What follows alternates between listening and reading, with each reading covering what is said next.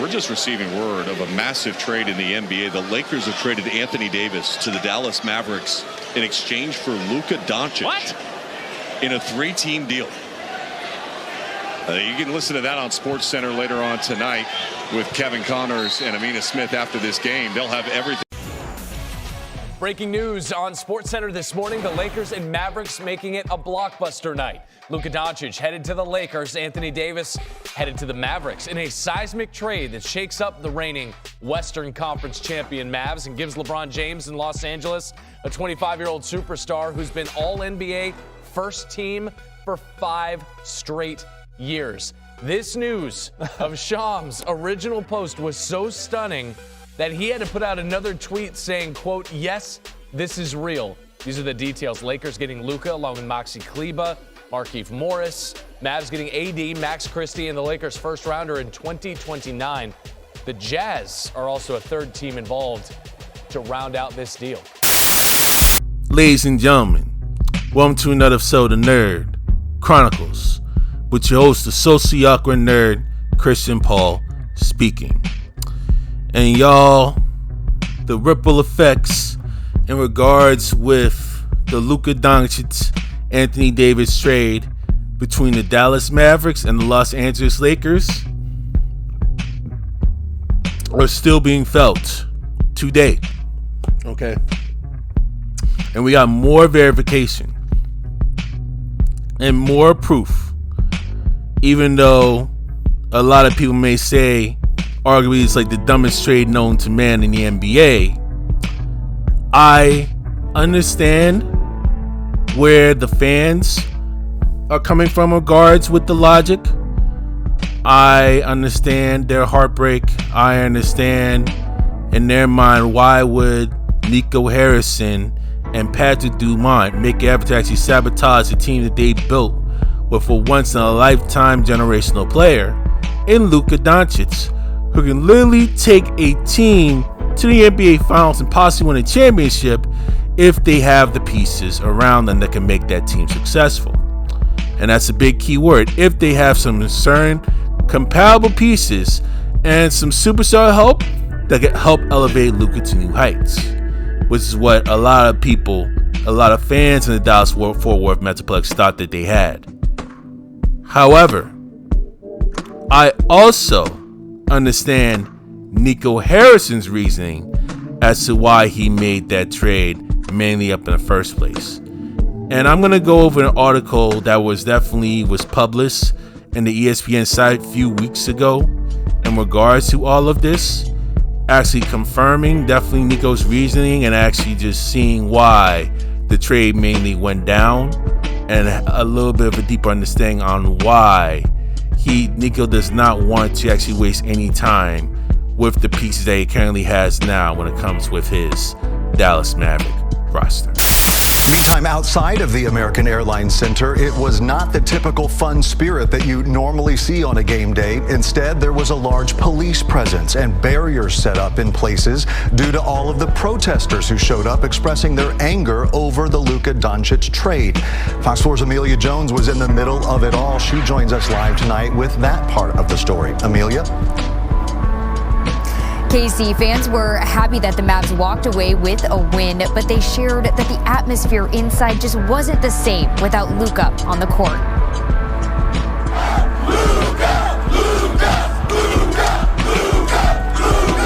Before tip-off of Saturday's Dallas Mavericks game, fans continued to show their disappointment that the team will now take the court without star player Luka Doncic. Utter disbelief, shock, and disappointment. Last week, the Dallas Mavericks sent number 77 to the Los Angeles Lakers as part of a trade that included the Lakers' Anthony Davis. Saturday's home game against the Houston Rockets was the first at the AAC since the trade. And no, the fans are not over it. Anthony Davis is a really good player, but he's not Luka. And just the way the whole thing was done, it wasn't fair to Luka and it wasn't fair to the city of Dallas. Mirsad Grebus planned to celebrate his 60th birthday by going to a Mavs game with his son to watch his favorite player. We come in almost from same country. I'm Bosnian, he's Slovenian, and that's kind of connection too. And From now on, wherever he goes, I go. Grievous says he'll make a trip to LA, but when he bought Luka's Dallas jersey, he never thought he'd have to buy another. I can't believe, because I got one when he belongs to. He should be here today on this game. The fans know it's not Luka's fault for the trade, and they made their feelings known toward the Mavs leadership. The Mavs went on to beat the Rockets 116-105, but fans said the game just wasn't the same. I mean, I love what I saw from Anthony Davis, but I feel like the energy, it doesn't hit the same without Luka. Travis Alley chose to wear Luka's number 77 Slovenian national team jersey as a statement at Saturday's game. I thought he was destined for great things, and I think he still is, and I'm a Mavs fan and also a Luka fan, so I'm pretty torn about this whole situation. The game was full of mixed emotions for the Alleys, but one thing was clear, number 77 was missed. But I feel like the fans are still trying to get up and cheer for the new assets that they acquire with Anthony Davis and Max Christie, but you could definitely tell there was something missing there without Luka. Fans said they know the protest won't reverse the trade decision, but they hope Mavericks leadership hears them for future decisions. And hey, if it doesn't work out in LA, fans say there will always be a whole lot of love for Luka here in Dallas, and he's welcome back anytime. Casey, back to you. All right, ladies and gentlemen, we have this report actually coming through with further detail on what really caused the Luka Doncic trade to actually mainly go down, which took place last month on April 21st. That's been written by Tim McMahon of ESPN. I'm not going to go through all of this article. I'm just going to try and actually summarize what really went down. So all came by and I'll take it all the way back to August 2023, in which you have Dallas Mavericks officials and select staffers packed the team's playing, in which you have, along with Dirk Nowitzki and Circle, which is bound for Springfield in August 2023, basically to celebrate the Naismith Memorial Basketball Hall of Fame induction of Dirk Nowitzki at the time. Now, Nico Harrison, who was the general manager, now also made a trip as well. Yes, he was not especially close to Nowitzki, but their relationship dated more than 2 decades when Harrison began his career at Nike as an NBA regional field representative based in Dallas. Now, Casey Smith, and this is a key name, right, in regards to what led to Doncic's trades. He was Dallas' director of health performance, was also part of the team traveling Parky for that weekend, in which Dirk Nowitzki often credited Smith, who arrived in Dallas as the Mavs head of Atlanta training in 2004 and was promoted to executive ranks 15 years later, for helping him extend his career to 21 seasons. Nowitzki trusted Smith implicitly, considering one of his best friends. And then you got other people in the Hall of Fame, and they don't recall anything seemingly amiss, in which each Harry and Smith were kept accompanied by their wives. Now, what happened next began a series of behind-the-scenes decisions that had massive ramifications for the Mavs during the shocking, drastically disappointing injury-riddled season in Dallas. Interviews with more than a dozen team and league insiders revealed that while the Luka Doncic era officially ended on February 2nd, it truly began to disintegrate along the franchise's culture 18 months earlier, the summer before generational talent led the Mavs to the NBA Finals. Right? A few days after returning to Dallas' love field from the Hall of Fame event, when the franchise that endured a frustrating losing season was on a high from honoring Nowitzki, Harrison informed Smith that they needed to meet. Smith replied that it wasn't possible to meet in person. He'd gone out hometown Ohio to be beside his gravely ill mom and the following weeks for her life, and Harrison decided to set up the video conference instead, firing Smith, right? So Harrison's reason for actually feeling like letting Smith go, it was too negative, and basically he was saying, they basically were claiming that, you know, they want basically yes men around Harrison from what they're actually dealing with them. You know, Harrison was 100% threatened by, you know, he was 100% threatened by Smith, which he got a team, Dallas Mavericks source that actually tells ESPN on this, because he feels that Smith's voice carried too much weight within the franchise, not having final decisions. And he's basically trying to show that I'm in charge and nobody else can question that. And now it's a stunning first step. But we got Maverick culture, man. You're also trying to take the road less traveled. They're actually trying to take odd routes. They do things as orthodox. That's the Maverick way, right? So you're dealing with these things, and then you got unceremonious apology was followed by dismissal of athletic performance director Jeremy Hulsopper and manual therapist Casey Spengler in June, days removed from Dallas' appearance in the NBA Finals last year, right? So if we scroll down and see the reasoning thoroughly, right? And then you're saying that the frigid dynamic between Doncic's camp, led by agent Bill Duffy and Seeger, who became Doncic's bench manager, being decision by Nowitzki, and Harrison's new staff factored into the GM's stunning decision to trade Doncic to the Los Angeles Lakers for Anthony Davis in February. So it's a big conflict, different viewpoints, different mindset how things actually mainly go about it. Yes, Luka Doncic should definitely be more in shape. I definitely agree with that. But the deeper reason as to why it fractured and he was traded, I believe it's much, much deeper than this. I believe that they're just not really going all on the same page when it comes with culture and, definitely how they want their teams to go. And that, unfortunately, can literally cause some heads to boil, and that can literally cause friction within any locker room, which is extremely, extremely unfortunate, right? I scroll down mainly here. We see Smith, Hulsopper, and Spengler, all-time Mavs players, who helped Doncic, a Slovene who spent Alice in Spain, make the major cultural transition after coming to Dallas as a teenager. And sources said that Harrison saw him as a neighbor to Doncic, despite him being immensely respected by their peers throughout the league. Interesting. And was Hulsopper was the NBA strength and conditions coach of the year 2021. And Smith saying his Team USA's athletic coach training included the 2008 and 2012 Olympic gold medal runs. And he felt that, the guys that he replaced have done a wonderful job.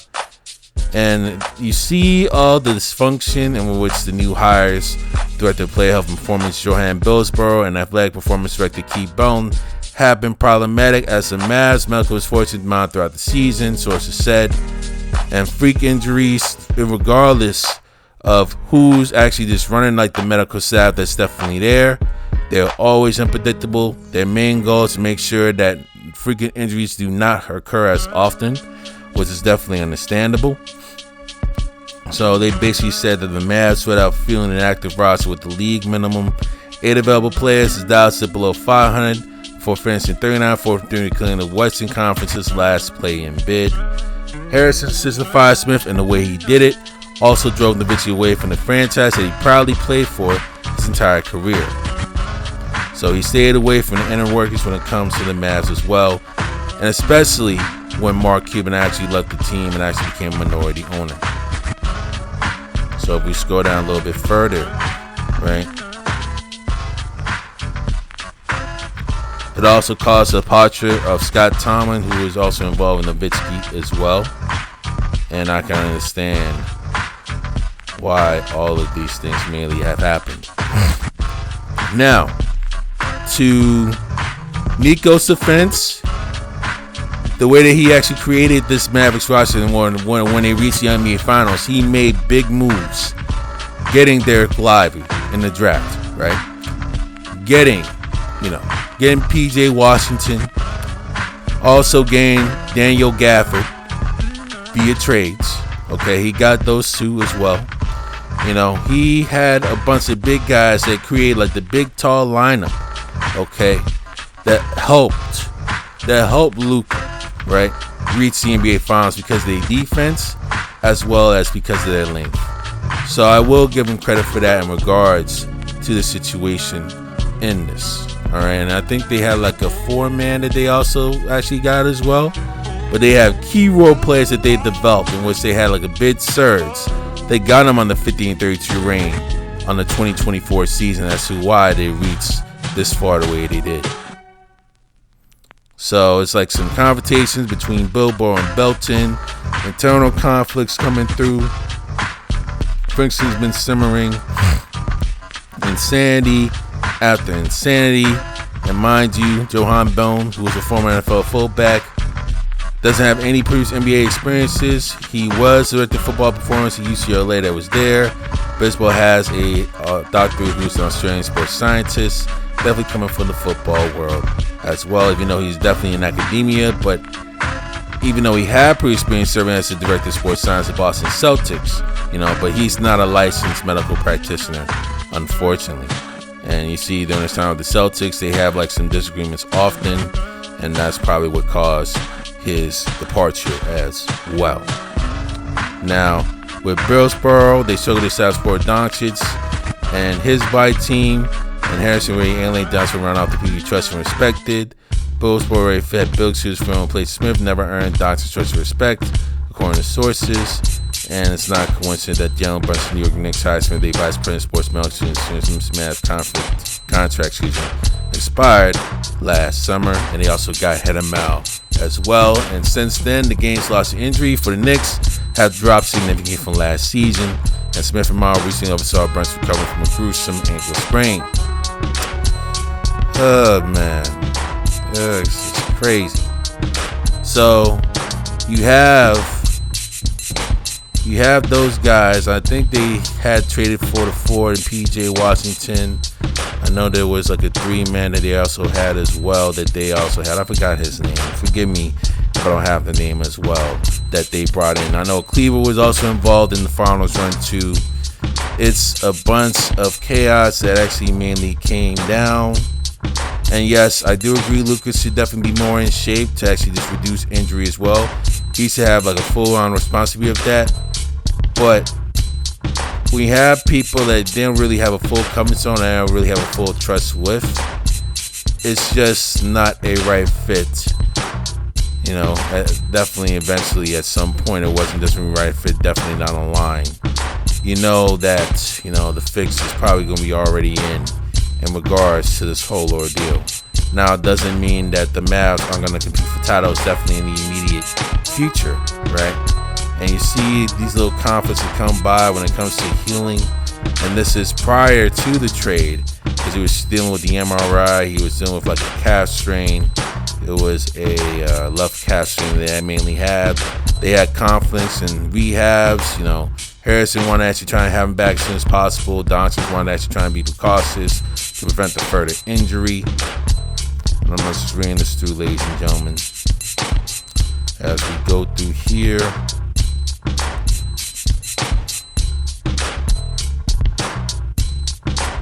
And basically, Calvo, Billsboro communicated regularly, but they disagreed. Basically, Harrison, Billsboro, Seal, Barrio, Calvo, and Duffy are also intense and unproductive. Doncic did not work with Belton at all, which is like another red flag as well. Intensity in the sword after instead Doncic saying another left calf strain is 4th in a 20-month span on Christmas Day. And the camp of Doncic repeatedly he returned too quickly from left field bruise sustained during his 45-point triple-double in the 7-15 win of Golden State Warriors. And as a plan to avoid this coming in his heel. And Harrison mainly blamed poor conditioning. And yes, it could be a part of that to actually deal with these things, but again, these things can actually definitely happen because of that. And also it could be nutrition, it could be proper stretching as well. It could be poor conditioning. Other times it could be stretching. I know it's definitely part of the conditioning process, but you still got to make sure everything is actually thoroughly right. And they drastically disagree on the timetable for Doncic returns to the MRI results. Both believe Doncic could be back in 2 or 3 weeks. So it said while Doncic's team and the medical team adamantly said that he needed to sit out 6 weeks. And that would cause the craziness that came down. And that's how deep the chaos was.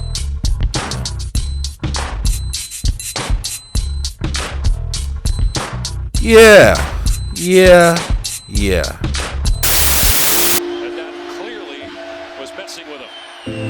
He wanted no part of shooting that basketball. You can see he's been grabbing it throughout the night, but this time he was so far behind the play and he actually looked over to the bench and they're going to give themselves a chance to participate. Now let's look at it from the Mavericks point of view, right?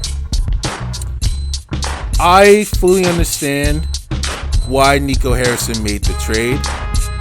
And also, let's not forget, the reason why Dallas made the NBA Finals last year was due to Nico Harrison's creativity and Nico Harrison's big moves on getting big-time forwards and big-time centers to actually help accommodate Luka Doncic and Kyrie Irving get to the NBA Finals the way they need to go.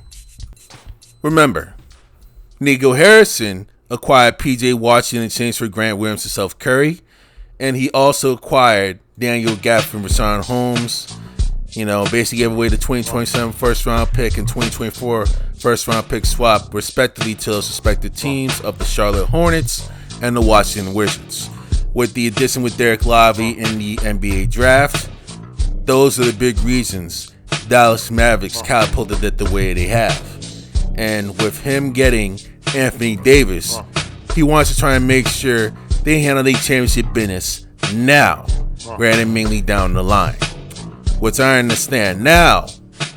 Anthony Davis also has injury problems of his own. It's not just Luka Doncic. Anthony Davis also have injury issues stemming from the past as well. So it's going to be very interesting on how Nico's medical staff will be able to actually handle those situations, definitely in the years ahead whenever they deal with major injuries. And mind you, Kyrie Irving is still recovering from a torn ACL. Best case scenario, he returns in January. Worst case scenario is he won't be able to make it until the postseason, should they be able to advance, should be able to actually qualify next year, right? And should the team be healthy enough to qualify for the next year's playoffs. And even if he does come back, will he be able to return to form? Because most players, whenever they return, whenever they come back from ACL right away, they're not going to be fully themselves within the first couple months. It's going to take them some time to actually get themselves right back through it. So he may not be able to be the same player as he was before, not in the short term. Definitely in the long term, but not immediately in the short term. So those are things actually you want to try and mainly take note of. I don't know what type of moves Nico's going to try and mainly make moving forward. But assuming that they are all healthy, definitely years from now, they could be literally a mid-50s win team. Should they actually have all their cards in one row, should everyone stays healthy, they could be at the very least a low 50 win team or a mid 50 win team, which could be reasonable. Best case, maybe a mid 60 win team. Especially in the cutthroat Western Conference of the NBA. A 3 seed, 4 games to 1. Minnesota closing things out on a 16-8 run, and the Timberwolves getting their 21st win in a row. Now let's look at this trade from a Lakers perspective, right? Now the Lakers got Luka Doncic. Luka intends to actually be like it for the rest of his NBA career. You know what I mean? Rob Pelinka is literally a god up in the LA streets right now. Now, what LA needs to do moving forward in order for the Lakers to become a championship team, in order to prevent LeBron from retiring, because I know he got probably within a good handful of years before he does decide to retire. Mind you, LeBron James is 40 years old. He's gonna turn 41 in December. All right. So they do need to try and utilize the money they have, and definitely try to get bigger. Definitely need to get longer. Definitely need to get more centers to help us supplement Jackson Hayes. Definitely actually working the interior line the same way that Nico Harrison actually acquired a bunch of 4s and 5s to help actually supplement their run to the NBA Finals, right? Rob Pelinka needs to go acquire himself basically like a player from the 4 spot as well as the 5 spot. He can't have LeBron James have himself battered and bruised at the age of 41 and going to be 41, possibly going to be 42 a couple years from now. Okay, at the 4 side while his body is actually taking a taxing. Put LeBron up at the 3, get another power forward, get another center. All right, get a couple power forwards and centers possibly to actually help anchor the roster that you mainly have now, and get some strong ones. Get some that actually is of length, so that Luka actually can help lob either someone up the 4 or someone up the 5, especially with LeBron up at the 3. Okay, he'll be able to actually have so much weapons coming by his corner. And yes, Luka still needs to get himself in shape in order for them to actually move forward and actually become a champion center. And he needs to work on his defense in order for the Lakers to literally become a legitimate threat. Once they get all these things mainly sorted out, the Lakers do like some very, very serious damage in the NBA. All right. I do wish both the Mavericks and the Lakers the best of luck over the next handful of years. Best of luck with Nico Harrison. Best of luck with Rob Pelinka, Anthony Davis, Maxi Kleber, Luka Doncic, Max Christie, whatever picks they actually mainly get. Best of luck to both of those teams. It's going to be very interesting how their results and their performance mainly plays out over the next handful of years up in the NBA. Now we have our final 4. Buckle up. It is the Hornets, the Sixers, the Spurs, and the Mavericks. We await. Joining the Philadelphia 76ers are the Charlotte Hornets, the San Antonio Spurs, and the Dallas Mavericks. And once again, joining us to announce the order of the top 4 picks is NBA Deputy Commissioner and Chief Operating Officer Mark Tatum. Thanks again, Kevin. The 4th pick in the NBA draft goes to the Charlotte Hornets. Picking 3rd will be the Philadelphia 76ers. The 2nd pick will be made by the San Antonio Spurs, and that means that the number 1 pick in the 2025 NBA draft goes to the Dallas Mavericks. Rolando Blackman, all smiles, 4-time All-Star, celebrating. The Dallas Mavericks had a 1.8% chance to win the number 1 pick overall in next month's draft. They had never won the lottery. Again, they had the chance to get in the top 4 at 8.5%. So breaking news! A few days after the draft lottery, I'm sorry to interrupt you guys on this brief call. Just as you thought the video was about to end, as soon as I actually got to editing the video, I find out that the Dallas Mavericks have just won the number 1 overall pick, projected to take Cooper Flagg number 1 and put him either in the small forward, the power forward position. Nico Harrison, should the move be made and should they take Cooper Flagg, he has redeemed himself in Dallas Maverick lore. Okay? He just mitigated the whole situation when it came with Luka Doncic and the Luka Doncic trade for Anthony Davis. Now, should they all get healthy, they could potentially be like a high 50, low 60 win team. If Kyrie, AD, and Cooper Flagg all come together, right? This will be a dangerous team. And mind you, Cooper Flagg is 18, 19, learning from the vets as he goes along in the Maverick organization. So yes, the Mavericks are going to be fine. As I said before, as this is with the Lakers going to be fine. Definitely, once again, best of luck in with the Dallas Mavericks and the events that's going on. Not just in the future for the short term, but also their long-term future.